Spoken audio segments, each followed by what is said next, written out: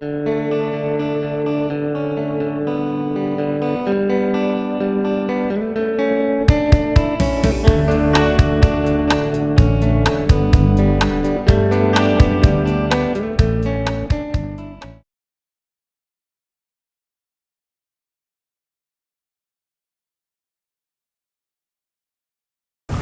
ahoy! Here we are checking in. It is Friday, June 9th, and we are at 27 degrees, 6 minutes north, and 69 degrees, 45 minutes west. As you can see, the winds have picked up a little bit here, and we got a bit more roll and some bump out here. Actually, it's gone down a little bit. We had about 15-20 knots last night, so that pickup from the southwest finally did materialize. Right now it's down to about 13-18 knots. However, the winds have become a little more south-southwest, so we're able to steer our course now, which is good. So we're making good time to our destination. And our destination is approximately, let's see here,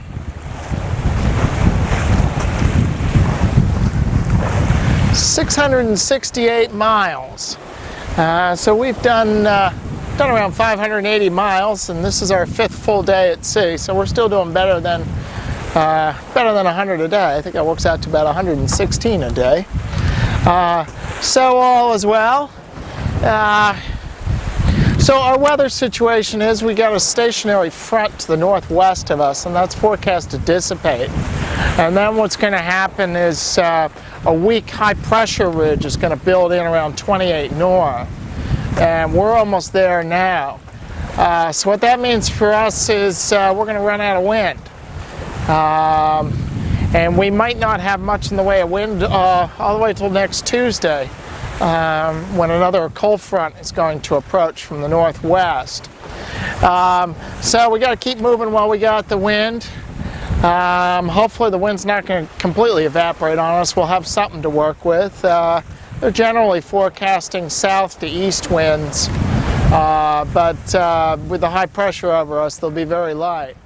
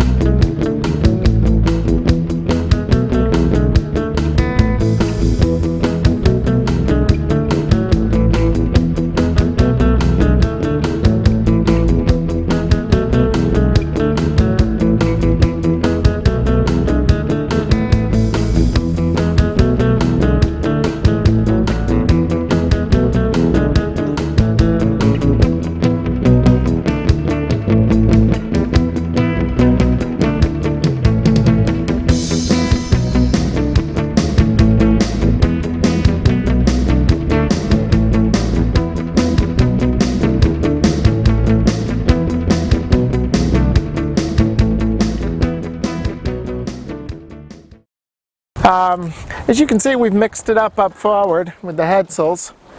I've dug out the big jib, the big Yankee, which hangs on to the head stay, the jib stay, which is out on the end of the bowsprit. And so we've set that and dropped the staysail. Now with the wind a little more forward, and we get to broader beam reach, I can fly both the staysail and the big Yankee, because the clew of the Yankee is up so high that essentially the sails will work together. But when we're trying to go in a deep, broad reach like this, way off the wind, the staysail just blankets the Yankee. So it's either one or the other.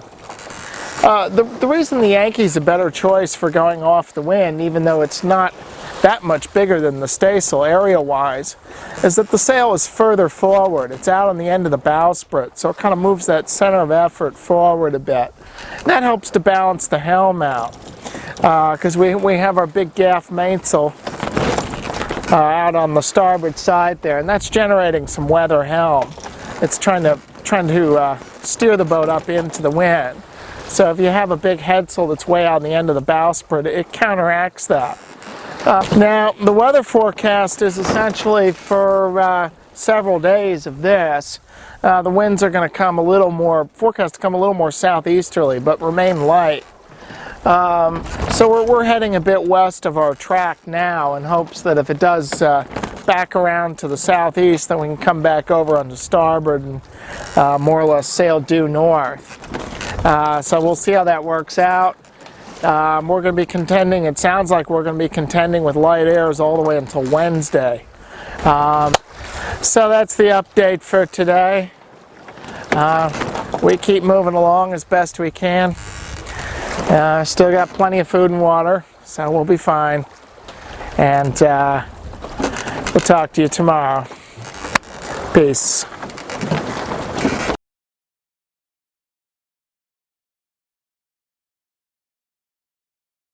It is Sunday, June 11th, and it is exactly 1 week ago today that we set off from Calabria for the Chesapeake Bay. And we're a little more than halfway. We've covered about 750 miles, so still doing better than 100 miles a day. We managed to get some wind last night, and then had some pockets of rain showers, which generated some wind this morning. So we still managed to do about 75 miles in the past 24 hours. As you can see, sails are slatting back and forth. We have very light winds now. Probably true wind strength is 5 knots, maybe even a little less. But the seas are fairly slight. Still slatting the sails about, but overall it's not too bad, but we have slowed down quite a bit. So what I thought I'd talk about today in this video is what I'm going to call passage psychology.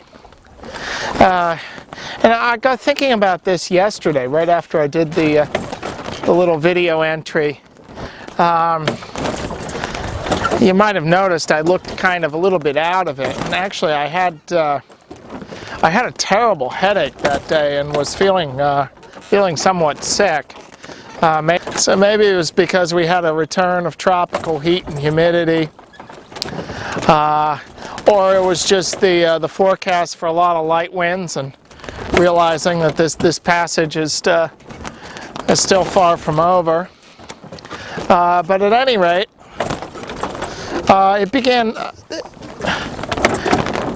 to remind me of times that always seems to happen in every passage, where it seems like the end is a long way away, and the present is just a struggle, and you're tired and uncomfortable. And what that made me realize is ocean passaging, unlike, say, some other endurance sports, say marathon running, is that once you depart on the wide blue ocean, you can't decide to quit halfway through, or you can't take a time out. You're stuck out here, and you have to take what comes, whatever the sea throws at you. Now, of course, any seriously competitive marathon runner would probably rather die than drop out of the race. But still, if something happened, if he got injured, or for some reason just wasn't his day, he can always just stop off the side of the road and get a ride home. But out at sea, you can't do that. You commit 100%. You're out here, and you have to simply take what comes. This has reminded me of a couple of times. And one was about 4 years ago when I was sailing from, I think it was Calabria again, or St. Thomas to Maine. And it was a couple hundred miles north of Bermuda, and low pressure system approaching, so the winds were building, and it was nighttime. So I decided to really reef the boat down and just sail slowly in anticipation of gale conditions building, which they did by early morning. The only problem with that was the seas were building, and they were overtaking the boat because she was moving kind of slowly. Anyway, one of them got the boat right on her quarter. She took a severe knockdown, probably was over more than 90 degrees. I was down below, berth cushions, books, everything went flying. The floorboards came up. As it turns out, I lost a lot of things out of the cockpit: buckets, water jugs, winch handle. When the boat came to, it was just complete blackness down in the cabin, and I could hear water sloshing around. And my biggest problem was to try to find a flashlight of some sort, just so I could see what was going on. And I remember scrounging around, and I think I managed to find a pen lighter, and I lit the main kerosene lamp down below, so that gave me some light. The next thing was the electric bilge pump. I could not hear it. It didn't seem to be working, and indeed it wasn't. So when I opened up the battery compartment there, I saw that the battery had come tumbling out of the box and tore away the electrical connections because I made another mistake. I forgot to secure the battery down in the box before departing on the passage.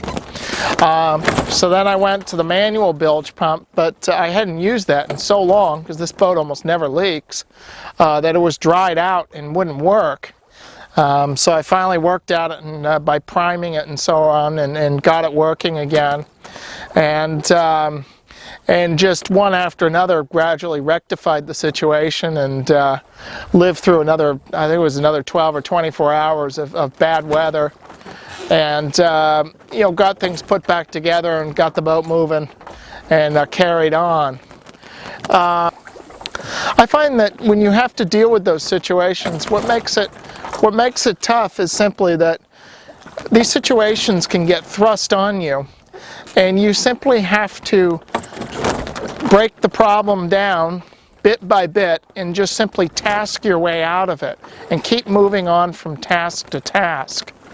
The worst thing you can do is give in to your emotions, into fear or anxiety or frustration. You have to simply keep that under control and work from task to task. And I find with sailing, as with a lot of things, the only way you get better at that is really by experience. Is just learning how to keep your head level and keep pushing yourself forward. Even when you don't feel like doing all these things, repairing a bilge pump at around midnight, and the boat's rolling violently, and it's blowing and raining and everything else.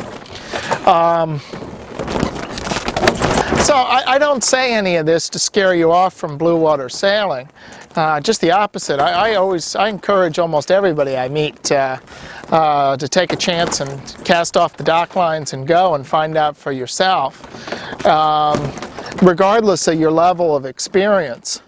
As long as you're serious and willing to learn and understand the potential challenges, and this is really what this video is about. It's just to fill you in and inform you of some potential challenges that you might face on the wide open ocean. But as long as you approach it with that attitude, I encourage almost anybody to follow their dream of sailing across oceans. So anyway, that's my pitch for ocean sailing. Again, I don't mean to scare you off. But do understand that it can be challenging, and there are real dangers, and you respect the elements, especially the ocean, because it can kill you very easily. Well, on that note, we still don't have much wind. We're still just kind of poking along here, and hopefully we'll get a little more wind the next couple of days and be scudding on our way here. Anyway, that's all I wanted to say for today. We'll talk to you tomorrow. Peace, everyone.